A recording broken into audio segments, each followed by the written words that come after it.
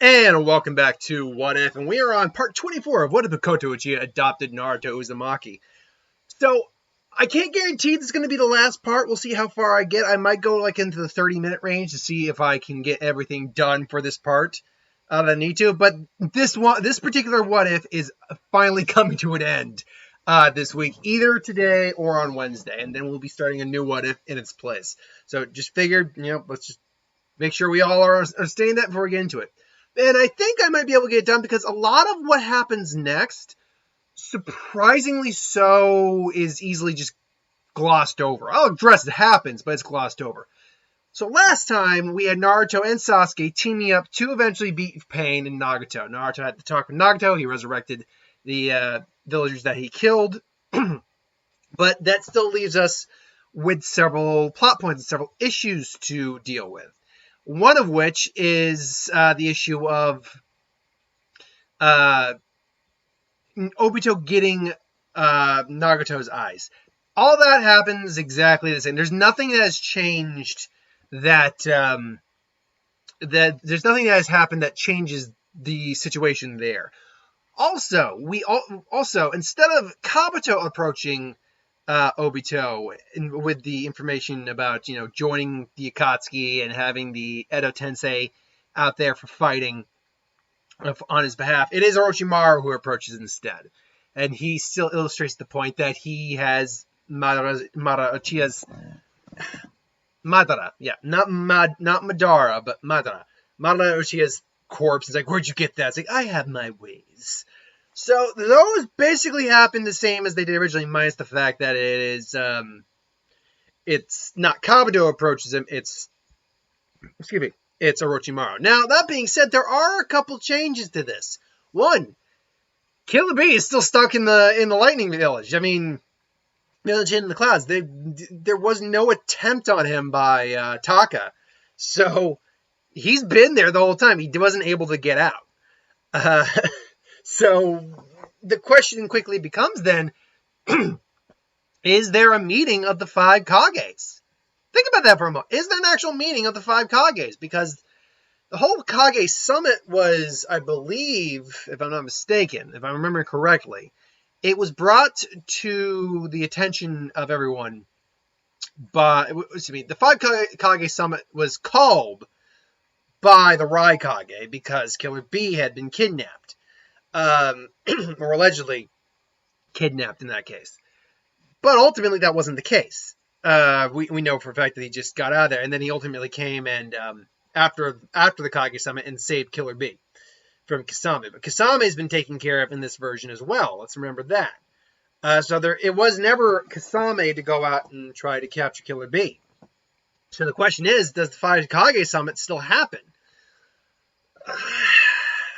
You could say it would happen, but the question is, why would it happen? The threat of Akatsuki, maybe? The question becomes, who's the one who calls it?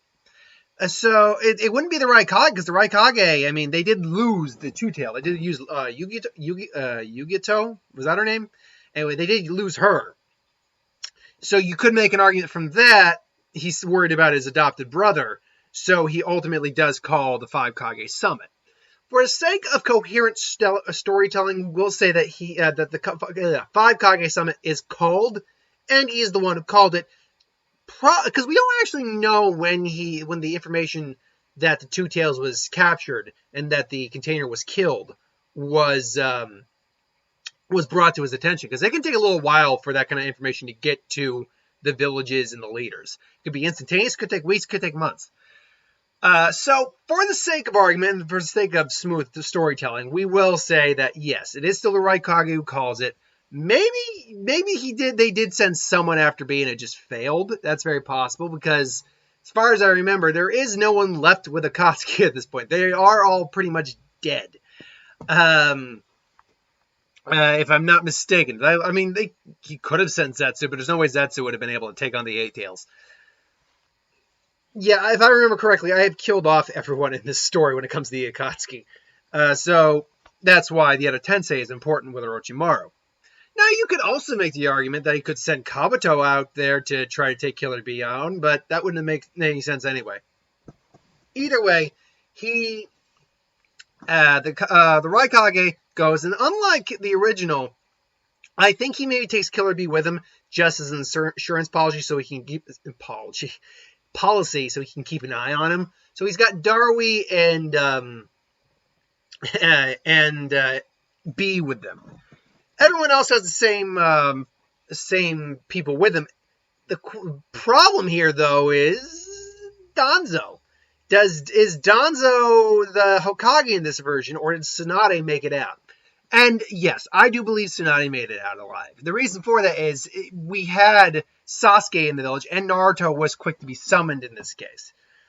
So they were able to keep the village stable, or keep the village protected a bit more effectively than they were in the original. So even though Tsunade was pretty drained, I think she woke up soon enough to have the Kage Summit happen, which pisses, and go to the Kage Summit, I should say, which pisses Danzo off, but there's nothing he can do about it. She's awake. So he's just sitting there scheming and plotting. It's like, how am I going to get the nine tails now? Meanwhile, what happens with Naruto and Sasuke? Are they going there with Tsunade? No, there's really no reason. Well, Sasuke isn't. Honestly, I think Tsunade would actually ask for Naruto to accompany her, so they have Naruto, not under lockdown, but they know where Naruto is. And Kakashi probably goes with him too, being his sensei, being his future dad-in-law. It's like, oh god, it's your future stepdad. Whatever you say, Kakashi said. Say, aren't you gonna ever call me dad? I like that. I just think of the line from Titus, Christopher Titus' TV show. It's like, and he's like, I'm not gonna say, oh god, come on, Kakashi, say, we gotta go. It's like, you better learn to call me daddy. It's like, you mother, like, come back. It's like, you two, stop it. So they go, they have the Kage Summit, which goes a lot smoother. The Raikage ultimately would be announced the leader of the war effort, because I'm sure Obito, remember, this isn't all happening in the order I'm saying it is in. Like, the whole Orochimaru approaching Obito didn't happen that same, think words here, didn't happen necessarily before the Kage Summit. Neither did him going to get the Rinnegan eyes. So keep that in mind. But either way, it's still Obito stops by. He knows he can't take them all on right there, despite how powerful his Kamui really is, able to phase through things and send people to other dimensions. That said, he still, declares war on them. I don't think Naruto really does much, if I'm going to be honest. He does stay there, keeps an eye on things. He maybe even gets the Sage Mode activated when Obito shows up, but ultimately he disappears and can't do anything about that. But again, war is declared.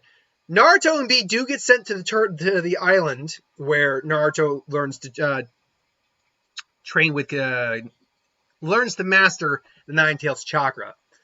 And a lot of that, frankly, goes about the same. Where, he struggles at first with his inner darkness, then he comes to peace with it, and then he, struggles with his fight with the Nine Tails.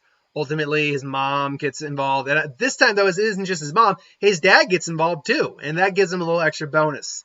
I do think Naruto has a much greater sense of, greater bond with his folks in this case, because they're both there to be with him. So, and, they both say, I love you, Naruto. I was like, yeah. But at the same time, too, Kushina also compliments, like, I wish I could have been in a relationship, but I'm so glad Mikoto was there for you. She really was my best friend. I'm so glad you've had a good life, Naruto, all things considered. It's like, thanks, Mom, I have.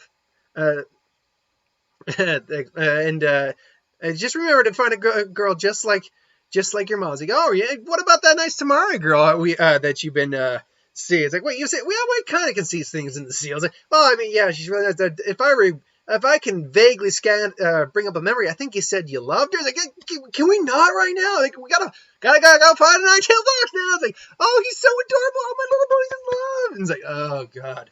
It's like, Mom! So ultimately he does beat Kurama in a fight, gets the Nine Tails Chakra Mode. The difference here is he just has time to practice with that thing. There's no fight with Kasame or anything like that. You can make the argument that Kabuto or Orochimaru tries to attack the island with Manda, but really, I don't see that happening, quite frankly, if I'm going to be honest. The reason for that being is that A, they need to find a location. B, I don't know. Something seems off with that. He could send Kabuto with Manda. He could do that. Unfortunately, Kabuto, even if Kabuto has taken some of the abilities of Orochimaru's other test subjects, Kabuto isn't prepared to deal with two Jinchuriki who actually have mastery of their chakra, as well as probably Yamato, who is there probably to keep an eye on him, and Iruka. So, yeah, unlikely that that's what would happen in that scenario where they are going to ultimately win. Kabuto is ultimately going to win. So, remember, this isn't Kabuto as he was in the canon, where he had the extra abilities of Orochimaru, some Uzumaki blood, the Hozuki clan blood in there, mixing and matching and having a bunch of techniques at his disposal. Now, this is just Kabuto. He's probably got a little bit of an amp, but that's about it. Despite the fact he's smart and sneaky, he's not stupid. He's not going to try to get into a fight he knows he can't win. So ultimately, though, as the war is going on, the war effort is happening, and everyone's doing their thing. And part of the war effort, though, involves some reuniting with some old friends. I almost made a mistake here, but I didn't. And that's due to the fact that once the war effort comes in, it's like, so Lady Tsunade, you a gruff voice is Lady Hokage, it's been a while. Lord Namikaze, and there's Zabuza with it's been 3 years now, since, roughly speaking, almost 4 years since he was, or maybe about 3 years and a half, 3.5 years, 2.5 years, since he's actually created his village. Konoha, the village hidden in the waves, has come to the aid as well. Now, they're nowhere near as big as the other villages, but they've actually got a solid number of ninja in their ranks at the point that Zabuza is, helping up to flourish the society. Haku's there, obviously. Kitamaru and Tayuya are both there. Spoilers, I made them a couple, because why not? And I even think a joke. It's like, I can't believe we're... just be thankful we're here to help you, you losers. Come on, babe. Don't be like that. Don't call me babe in front of these guys. Oh, what's wrong? Does it make you... he teased her. Does it make you embarrassed? Does it make me embarrassed? I'll kick your ass. I'll break your arms. Well, but I thought you liked the fact that I had all these arms. And then she's just blushed. Like, you ready? It's like, and this Zabu's just kind of like... Just pulls it, throws a bit of killing intent their way. Just like, shut up. Sorry, Lord Namikaze. It's like, you're gonna get it later. Hope so. It's like, and she just like, yeah, damn it. Stop getting under my skin. And Haku's just smiling the whole time. Plus, there's at least a good couple dozen shinobi behind them as well. Like, all the villages contributed what they could. And Name, Konoha, Mizuka. I don't actually remember the name of the villages in terms of their Japanese pronunciation. Basically, Village in the Waves is an ally of the Leaf, and they have some strong ninja in their ranks, so they're offering their aid.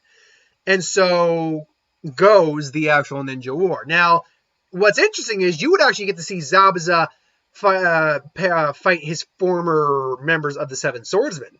That would actually be pretty cool to see. He would probably, and the fact that he knows their abilities inside out actually makes him a pretty good opponent for them to deal with, or for him to deal with. He's probably gained stronger chakra knowledge at this point. I like to think he'd probably have, if he had a secondary chakra element, he'd probably have fire on the side. One of the things he could do is superheat the blade. I did that in one of the other videos where he fought against someone and superheated the blade. But it just cleaves through them, and ultimately they get sealed, and everyone's good to go. Not a lot would change overly in terms of some of the pairing, some of the people. However, one of the big things would be Naruto eventually meeting up with Sasuke, and Naruto Killer Bee and Sasuke facing off against Nagato and Itachi. And with this in mind, it's an interesting conversation where, hello, Naruto, hello, Sasuke.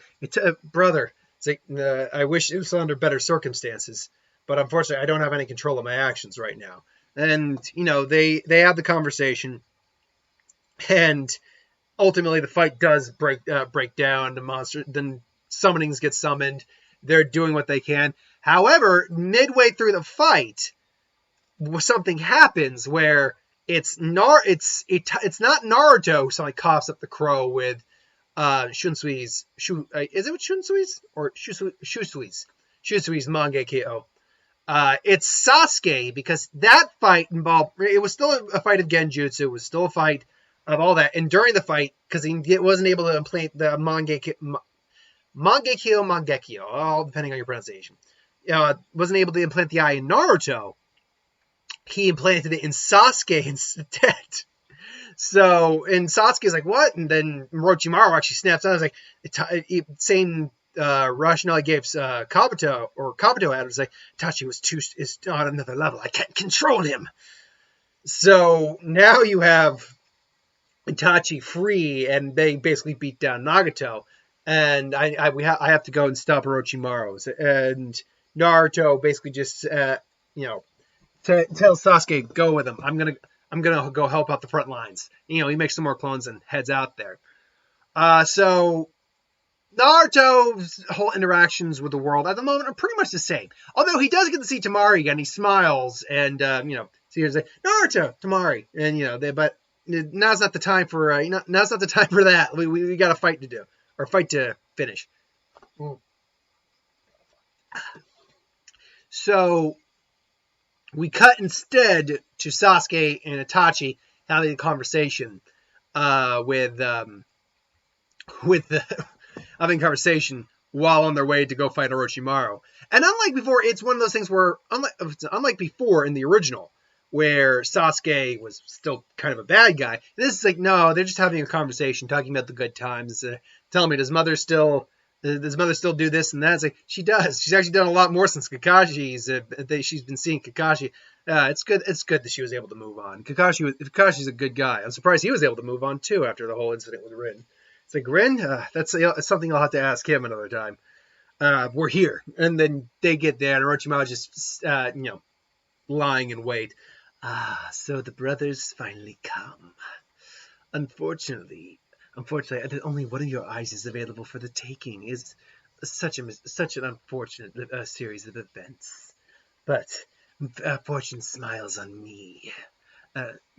Fortune smiles on you only for. I'm trying to think of a line here. I will fully admit, normally I think these videos out enough that I should be more coherent. I am kind of flying by the seat of my pants because I do feel like this is going to be the last one, so I'm just kind of wrapping it up best I can. The only fortune that's smiling on you is the fortune of death. I'm just making something up here. Anyway, Orochimaru does try to attack them both, and similar with like a Kabuto was able to keep Itachi at bay, surprisingly.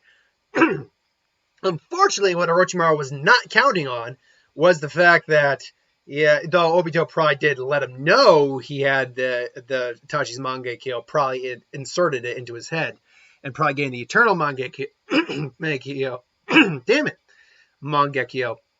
Knowing about it and actually going up against it are two very different things. And both basically just used simultaneous Amaterasu and basically tried to burn the entire place down. Orochimaru has actually got to backtrack quite a bit, but using the grass longsword, he's able to come in and do some serious damage, though Itachi does get in the way, which is then Sasuke who stabs through Itachi and stabs Orochimaru, who dissolves in the mud. And Orochimaru comes in, tries to actually lay a curse mark on the Sasuke, but the Susanoo comes and just smacks him right in the face. Like, this is becoming quite irritating. It's like, it's over, Orochimaru. Even if you kill me, boy, there will not cease the jutsu. Only I can release the jutsu.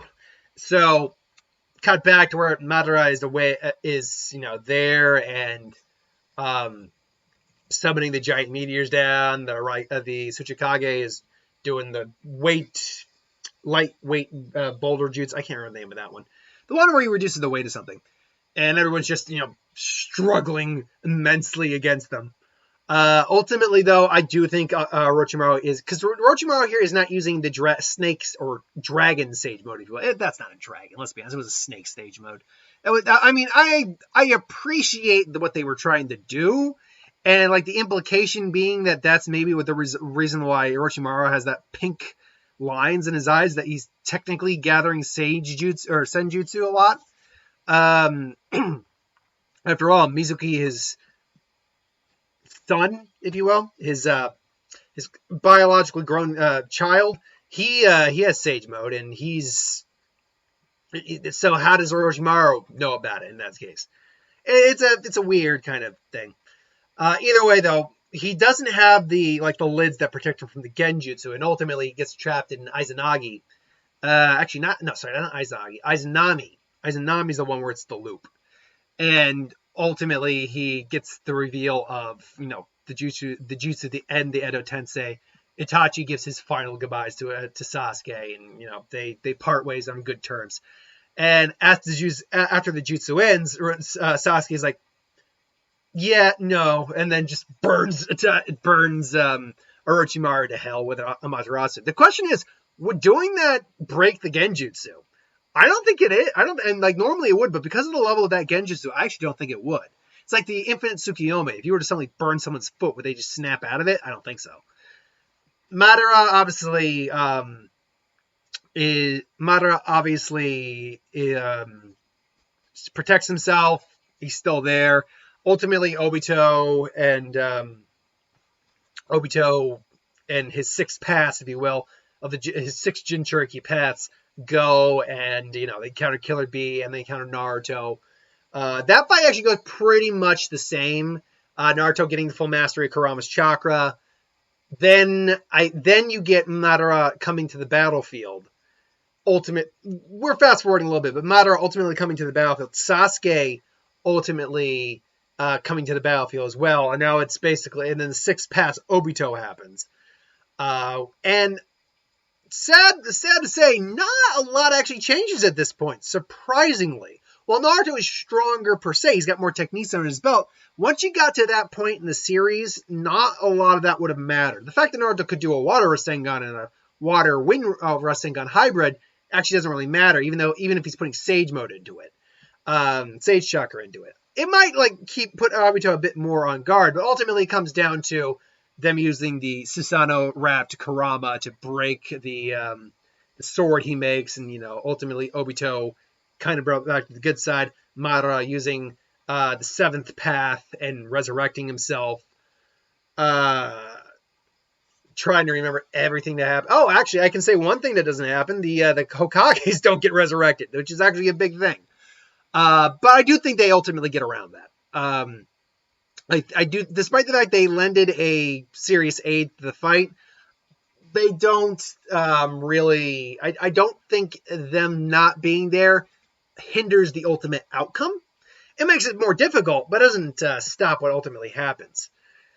There we go. I just had to crack my neck there. So, ultimately, everything kind of goes the same. There's just probably some differences, like Hashirama's not there to get up Madara's dander and all that. It's like, Hashirama! No, that's not there. Kaguya shows up. There's still the six paths. Naruto and Sasuke still unlock their eye and chakra respectively. They beat her. And it's kind of all well said and done because Sasuke is not a villain in this anymore. So they don't have that final clash. So really what you get at the end of this is probably everyone celebrating. Naruto goes to Tamari and probably just like, yeah, are you okay? I was like, yeah, I'm fine. And then she just goes in and just gives her a heated kiss of passion. Be like, Jesus Christ, we almost died. I am taking this. And she's just like, I am not arguing right now. And then Sakura's just, it's like, she's looking at it, like, she looks at Sasuke, just, and then, because, Sasuke, at this point, they have probably been dating to some degree. But He's probably not the best in public displays of affection, but he even says screw it, and he just just lays a lip lock on her. And she's just like, yes, attention, validate my existence. Now, someone did ask, they did want to know what Hinata and the others had been up to, and that is fair. So let's cut to the aftermath. Kakashi gets named the 6th Hokage. Naruto's not there yet, but he obviously will be named the 7th. Where all the aftermath is said and done. First off, I do think Neji does meet his end, unfortunately, because Hinata and Naruto are still good friends, so he still cares about Hinata and her well-being. So, and Neji wants to protect Hinata and protect Naruto because Naruto helped him out. So Neji unfortunately doesn't make it. Now, in terms of where Hinata stood, Hinata never got any weaker in this version. She's not weaker than her counterpart. She might even be a little bit stronger. She has a lot more confidence because she's always had a friend like Naruto available to give her confidence. She's not like Road to Ninja alternate version Hinata, where it's like, oh god. But she's a very self-confident woman in this version, but she's still also a very sweet and gentle person. In terms of who Hinata actually ended up with, you know what? Screw it. I'm going to say she actually ended up with Haku. Because I actually think it's a nice pairing when I really think about that. Granted, Haku lives in the wave, but ultimately, during the war, maybe Haku and her had some moments together where they kind of blush with each other. And maybe Haku moves to the village, like Temari ended up moving to the village.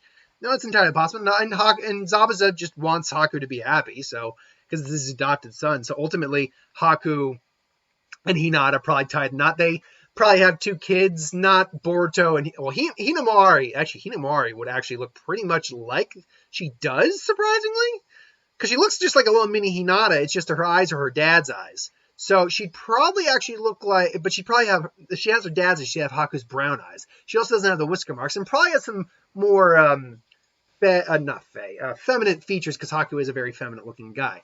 Their son, who let's see, something to do with ice and sunshine, because that's kind of what Himawari is. So, and Hinata. I can't really think of a name per se. I think it would look something akin more to Sai and Ino's kid. Again, on the more feminine side, but probably having his dad's hair, but his mom's hair color. So long hair, but tied into a ponytail, but the hair color of his mom's, which would be lavender. And the Hinamari still think it's the ice release, but their son actually gets the Byakugan, whereas the son actually ended up with the ice release. So that's their family. Some of these actually, that's another one right there. Shikamaru. What happened to Shikamaru? Well, Sai really isn't a big part of this, surprisingly. Danzo also just never got around to taking over because nothing ever happened.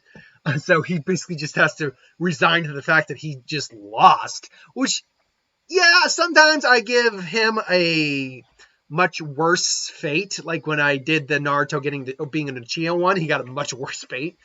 In this one, though, I think it would be poetic that this old Warhawk loses in the long haul, and he has to watch as his ideologies just fade. I think that's a poetic justice, especially in this day and age. But yeah, Shikamaru, honestly, he could have wound up with Ino because there's no real Sai in this version. So Shikamaru and Ino can wind up together, and Shikatem, I think, is fine because I believe that was their son's actual name. Doesn't look quite the same as Shikamaru, but I mean, it looks like Shikamaru in terms of being a boy and having almost like a clone, but probably has a dirty blonde hair. Not quite his mom's platinum blonde, but a mix between the two, and her eyes. Not quite her mom, like not quite Chamari's eyes. Anyone else? Like Shino didn't get married, as far as I know. Kiba kind of is dating like a cat girl, which, oh well. Choji, we know, married Karui, which that would still happen because we don't even know how that happened. And that would then, obviously, Sasuke married Sakura. And in this version, sorry, I've had one person specifically ask me, he's like, please, make him be with Hinata. It's still possible. Or if not, just make Naruto single. It's the only one that matters. And I had a lot of people defend my choice for that. Thank you for that. But I'm just going to say it right now. Most of the time, yeah, it makes sense that Naruto ends up with Hinata. And I am a Naruto Hinata fan. I do believe they were the right couple to be together. I don't actually get the Naruto Sakura pairing, apart from the fact that he was pining for her for years. And, he was in love with her. She never reciprocated. It's like, oh, he's been working really hard to, get her affections. Like, he deserves her. No, he really doesn't. She was kind of a terrible person in many ways. Even when she got better in Shippuden, she was still kind of she was not great, not a good girlfriend for him. Really, she wasn't. Whereas Hinata was always someone who was caring, thoughtful, respected him, looked up to him, and actually saw the value of him from an early age. That, and she honestly was just a much nicer person.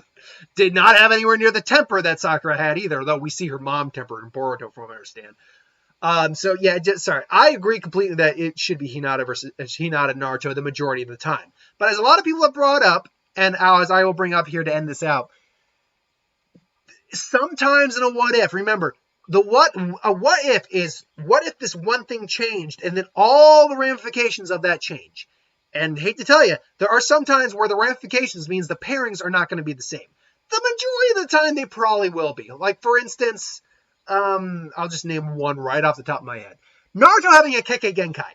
Naruto having any type of Keke Genkai does not mean he still wouldn't end up with Hinata. There is a chance he wouldn't, but it doesn't mean he wouldn't. Doesn't mean, there's a chance he wouldn't end up with Hinata, but it doesn't mean that that's likely.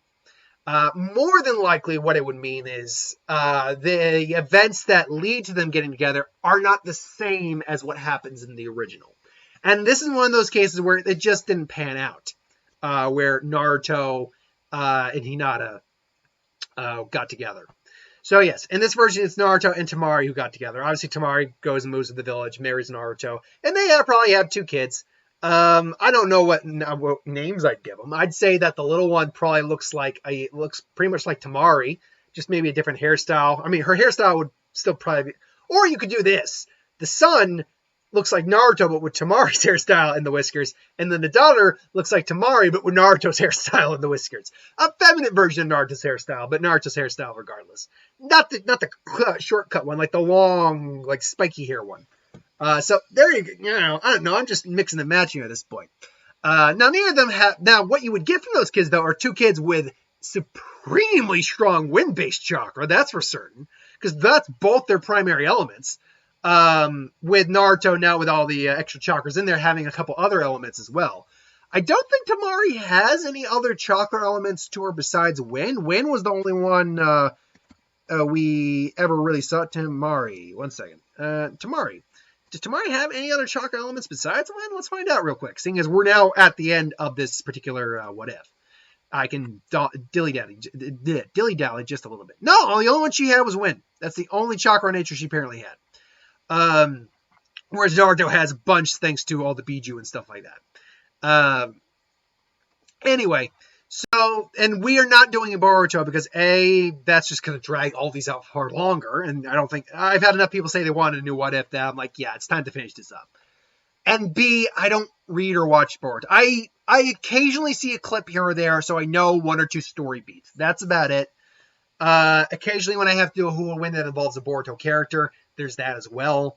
But no, I don't dig on Boruto. Ever since I saw the Boruto movie, and it's a good movie, don't get me wrong, and read like the brief little mini chapter they did, or series they did, where they were rescuing the experimented Uchiha clone, whatever. I have never liked the character of Boruto, and the little I know about Boruto in the series, yes, I get it's about character growth, sure. The more I'm like, no, I don't like this character. This is not the character. He doesn't need to be a carbon copy of Naruto, but making him the complete opposite of Naruto, making him basically a prodigy, a kind of a stuck-up brat in many ways, and completely disrespectful to his father, and not understanding where his parents kind of came from. It's kind of a slap in the face to the characters a little bit. Likewise, the whole idea that was ultimately no happily ever after for Naruto, Hinata, all of the characters in the original Naruto, because you have to make way for the new generation. At that point, then just don't do the sequel. Everyone lived happily ever after, okay? Because that kind of really spits on the characters a little bit that you do that to them. No matter how long it takes for you to do that to them. I digress, though. We're at almost 35 minutes. Thanks for watching. Hope you enjoyed. Like, comment, share, subscribe. That is the end of this one. We will start a new one on Wednesday. No, it will not be a Naruto one. I've had enough people ask for a different one other than Naruto. Sadly, no, it will not be a Bleach one because that was not the one that was next up in the list. There'll be a new What If tomorrow, too, but the start of the new long-term What If is going to be on Wednesday. Anyway, thanks for watching. Hope you enjoyed. Like, comment, share, subscribe. Hit that bell for notifications. IDs for who would win. All the stuff. Put it in the comments below. Until then, see you later. Have a good one.